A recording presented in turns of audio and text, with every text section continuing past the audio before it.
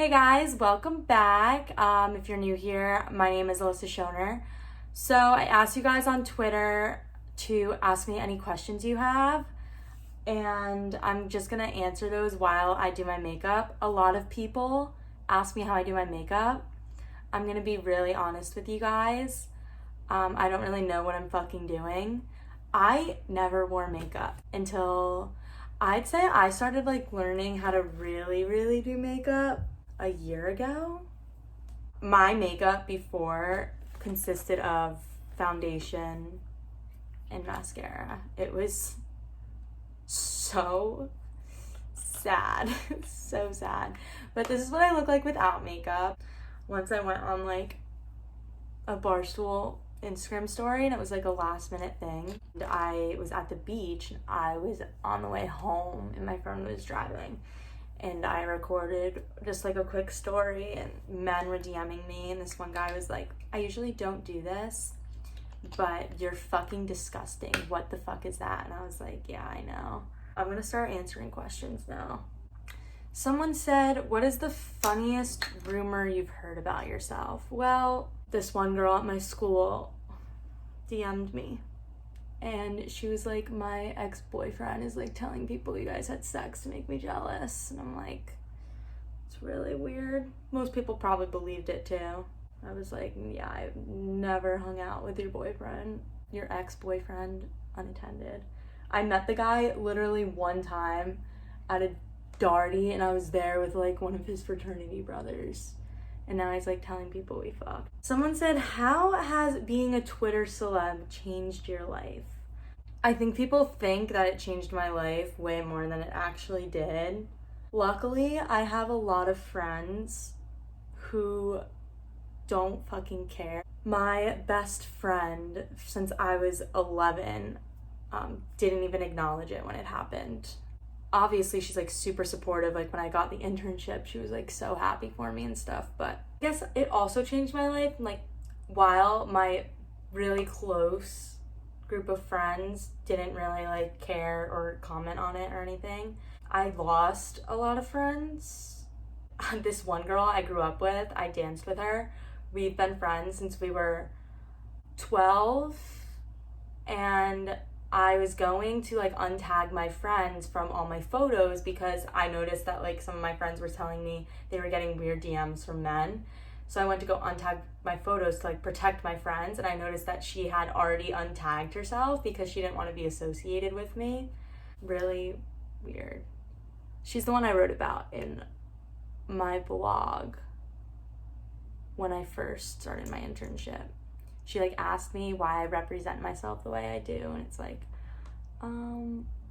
why are you a fucking bitch? It's a good question. Why do you not fucking talk to us anymore? It's also a good question. What's the name of your drunk alter ego? Her name is Stacy. She's a wild one, let me tell you. That girl's fucking nuts. Literally insane. I don't trust her. No one should trust her. If you're out with Stacy, go home. Leave Stacy where she is. I don't really know what I'm doing. Honestly, I saw this on TikTok. I was like, okay, I think I'm supposed to do that. Have you ever been arrested? I actually haven't, which is shocking, because I always thought that before I turned 21, I would get arrested for something, or at least ticketed, a minor in a lounge or something. But luckily, I've never been in a bar while it's been raided, which is so rare in Tuscaloosa because I feel they raid the bars all the time. But yeah, I've never been arrested, ever. Knock on wood. And someone asked, should I keep having you as a role model or go to therapy? I tried going to therapy, and that bitch gave me awful advice. I was exclusive with a guy, and I hooked up with another guy, and I was telling my therapist, I was like, I feel so guilty, I have to tell him that I did this. And she was like, it's none of his business. I was like, bitch, that's not healthy fucking advice. This is why I'm fucked up.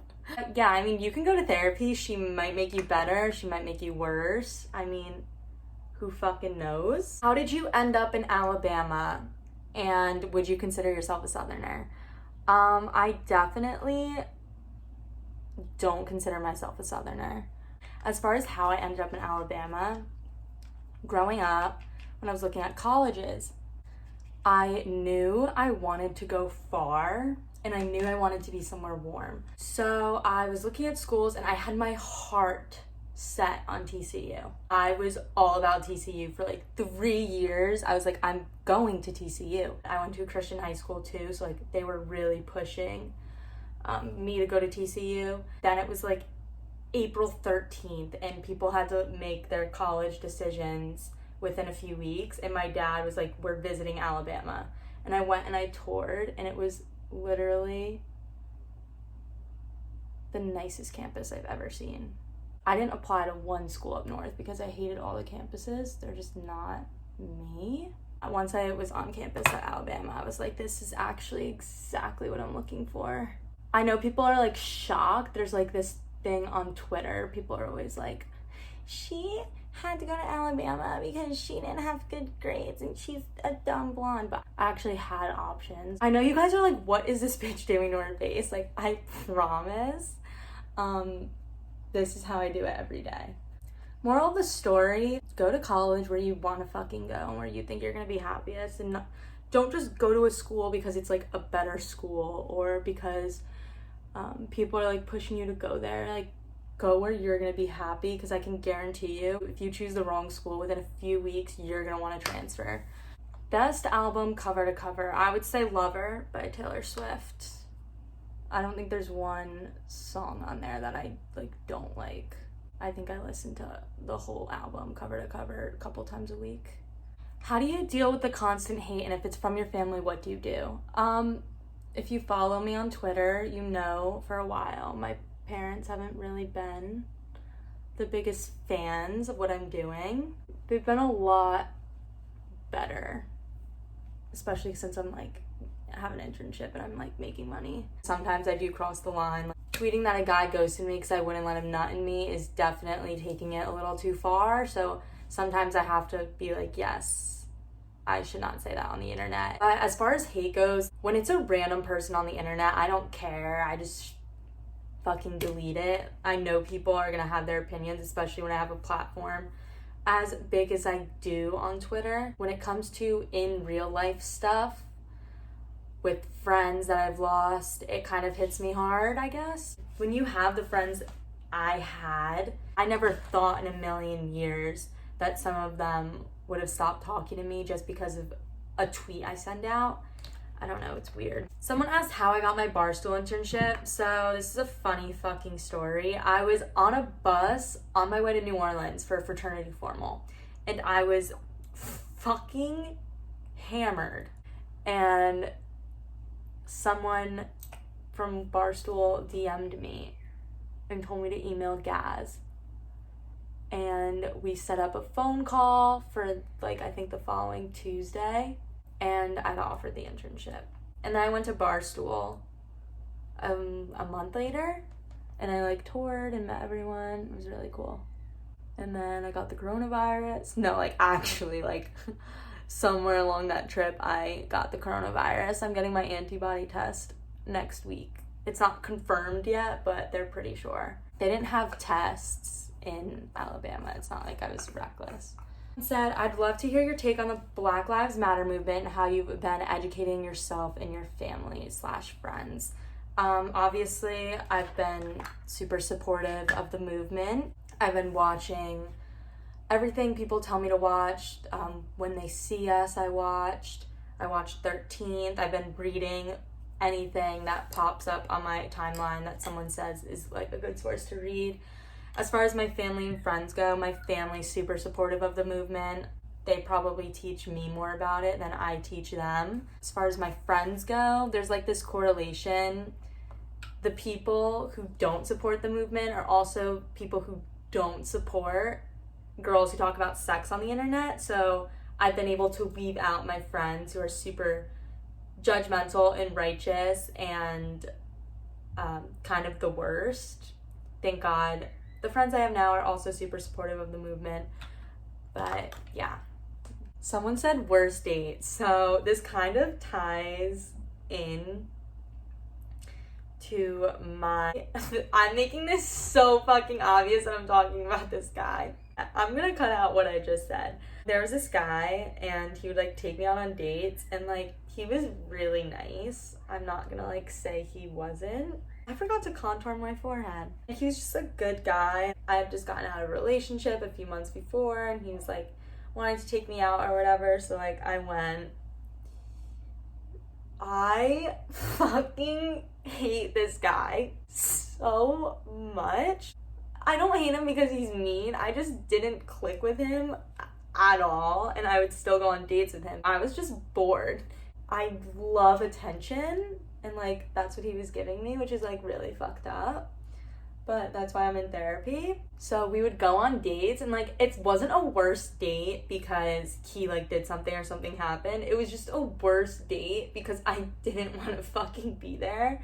And I think I went on like 4 dates with him, and every single time I would fucking black out by the time the food got to the table. I'd drink before I leave for the date, and then I'd drink at the fucking restaurant, and I would just black out super hard so I wouldn't have to remember that I went on a date with him. Someone said, what are your long-term career goals? I don't really have any. When I was 9, I went to my mom and I was like, I want to be a professional dancer. That's what I want to do. Like, that's who I want to be. I spent the next 10 years sacrificing my physical and mental health, training to do something that when I turned 18, I decided I didn't want to do anymore. I spent 10 years of my life dedicating myself to something I never want to do again. And my parents, I feel so bad because they made so many fucking sacrifices. My mother was a stay-at-home mom and she went back to work so we could afford to give me like the best dance training and everything I needed to like live out this dream that I had. And what am I doing now? I'm sitting on my fucking floor doing my makeup to record videos for Barstool Sports. Do you think when I was 15 I thought that I was gonna be doing this? No, I never fucking thought that. So I don't have career goals anymore. I'm going with the flow. Whatever I'm doing at the moment, I'm trying to do it to the best of my ability and just see where it takes me. Someone said, what do people at school think about you having such a big following? Do you get shit for it, or do most people not know / care? I go to the University of Alabama, for those that don't know. I think I talked about that. Something about the University of Alabama that has like this obsession with status. Every girl that goes to school is a hot blonde with thousands of Instagram followers. So when I blew up on Twitter, I definitely saw like a shift in how many guys wanted to take me to a date parties or how many people wanted to be my friend, which honestly, I kind of keep to myself now. I was thinking to myself the other day, I was like, God, I don't think I will go to one fraternity date party this year. Like, I genuinely mean it. I'm tired of people like bringing me and like showing me around like I'm a fucking show dog. This one guy took me to a date party and wrote my like on his arm, which like I thought it was funny, and me and him are actually like super cool to this day. But it's examples of stuff like that at first it was really cool and I enjoyed it, but now I'm like over it and I just want to get my degree. Are you a virgin? I am. I've never had sex. I've never touched a boy, actually. Someone asked, do you have a one that got away? I wouldn't call him that, but I definitely have a guy that like I wish I would have handled things between us differently, and I wish that I would have like listened to my gut and went with him instead of the guy I ended up dating in high school, because he was awful. I'm still like cool with the like one that got away. We try to make plans and stuff, but it kind of just never works out. Like, they always fall through. If you could have sex with one celebrity, who would it be? That's a tough one. I don't think I have one of those that I'm always like, oh my God, I want to have sex with them. I know that's like so rare. I feel like every girl has like a celebrity that they like really want to have sex with. but I just don't. People are always like, what kind of makeup do you use? I'll probably put it on TikTok or something.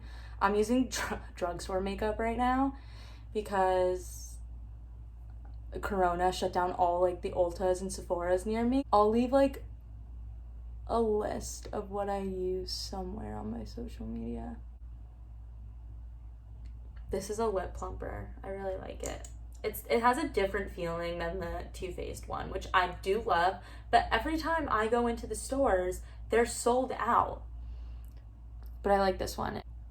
I used to never wear anything on my lips. My mom would be like, you look so pale and gross. And I'd be like, Mom, leave me alone. I'll take my hair down and brush it now so you guys can get the full effect. That is how I do my makeup every day. Do I look pretty?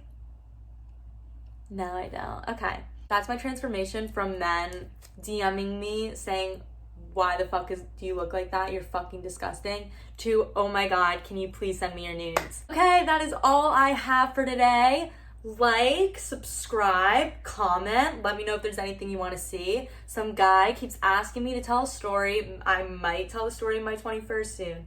I'm working up the courage. My parents aren't home. I might just fucking get hammered and tell the story. We'll see. Okay. Awesome. Okay, bye. Thank you. Mwah.